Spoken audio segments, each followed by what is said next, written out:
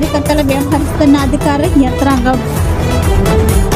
అంబేద్కర్ కోనసీమ జిల్లా ముమ్మిడివరం నియోజకవర్గం పాటరేనికొండ మండలం పల్లంపూర్ గ్రామంలో పడవ దాటింపు రేవు ప్రాంతాల అనుమతులు లేకుండా ట్రాక్టర్లపై గరుకు ఇసుక రవాణా చేస్తున్నారు.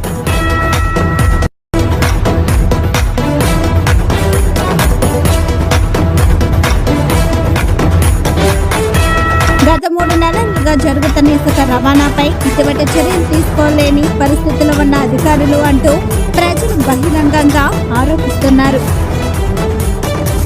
ట్రాక్టర్లపై అధిక లోడు మైనర్లతో ట్రాక్టర్లపై ఇసుక తరలిస్తున్న ట్రాక్టర్లు అతి వేగంగా రోడ్లపై వెళ్తున్నాయని భయాందోళన వ్యక్తం చేస్తున్న స్థానిక ప్రజలు.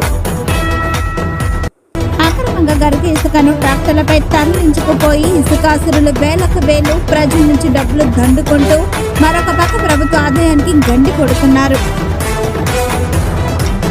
పల్లంపూరు రేవులో అక్రమ కార్యకలాపాలు జరుగుతున్న స్థానిక రెవెన్యూ యంత్రాంగం బీఆర్ఓలు చోద్యం చేస్తున్నారు అంటూ ఆరోపిస్తున్న స్థానిక ప్రజలు.